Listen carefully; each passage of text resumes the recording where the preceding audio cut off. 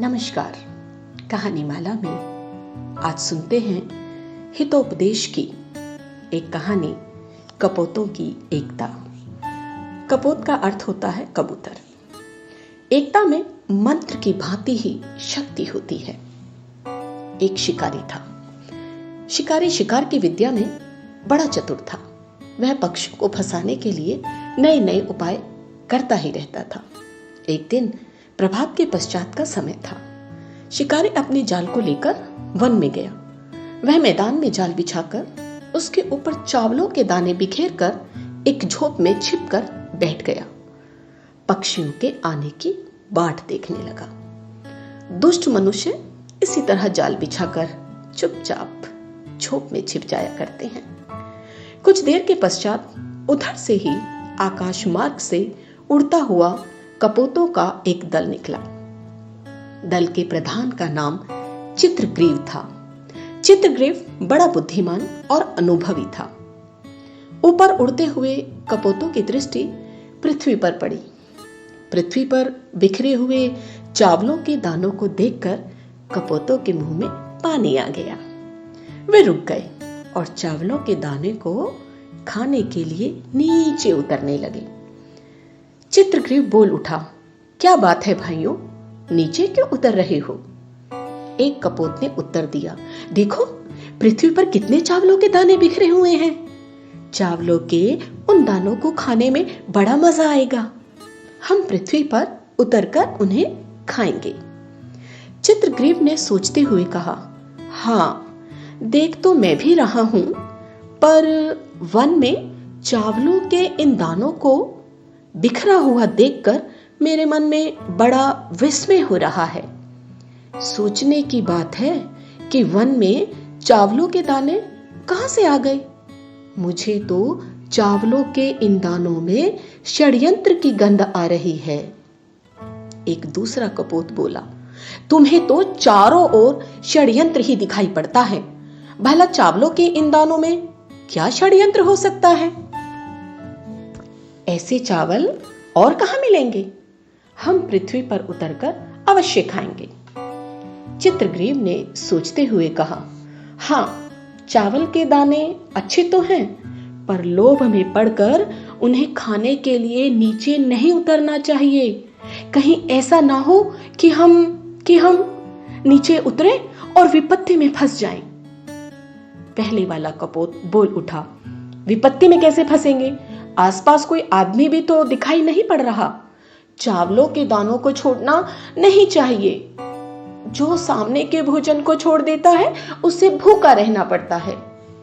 चित्रग्रीव ने कपोतों को बहुत समझाया कि वे लोभ के वशीभूत होकर नीचे न उतरें, पर कपोतों ने उसकी बातों पर ध्यान नहीं दिया। वे नीचे पृथ्वी पर उतरकर चावलों के दानों को बीन बीन कर खाने लगे। चित्रग्रीव करता तो क्या करता। जब सभी कपोत नीचे उतर गए तो वह भी उन्हीं के साथ साथ उतर गया। वह जानता था कि उसके साथी मूर्खता कर रहे हैं, किंतु फिर भी उसने अपने साथियों का साथ छोड़ना उचित नहीं समझा।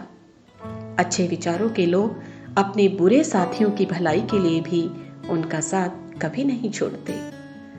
कपोत अभी चावलों के दाने खा ही रहे थे कि जाल की गांठें खुल गई और सभी कपोत जाल में फंस गए।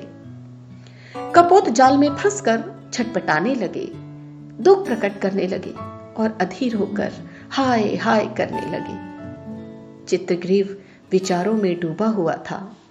मन ही मन सोच विचार कर रहा था। चित्रग्रीव को विचारों में डूबा हुआ देखकर कपोतों ने उससे कहा, हमने तुम्हारी बात ना मानकर बड़ी भूल की है। हम अपने लोभ का फल पा चुके हैं। अब तो कोई ऐसा उपाय करो जिससे हमारे प्राण बच सकें। चित्रग्रीव ने सोचते हुए कहा, जब दुख पड़े तो घबराना नहीं चाहिए। सोच समझकर बुद्धि से काम लेना चाहिए। अब तो प्राणों को बचाने का एक ही उपाय है। हम सबको जाल लेकर यहां से उड़ जाना चाहिए। कपोत एक साथ ही बोल उठे, यह कैसे हो सकता है? हम सब जाल को लेकर कैसे उड़ सकते हैं? चित्रग्रीव ने सोचते हुए कहा, साथियों, एकता में बड़ा बल होता है। यदि हम सभी कपोत एक साथ जोर लगाएं तो एक जाल क्या 2500 जालों को लेकर उड़ सकते हैं। चित्रग्रीव ने अपनी बात पूरी ही की थी कि झोंप से निकलकर शिकारी आता हुआ दिखाई पड़ा।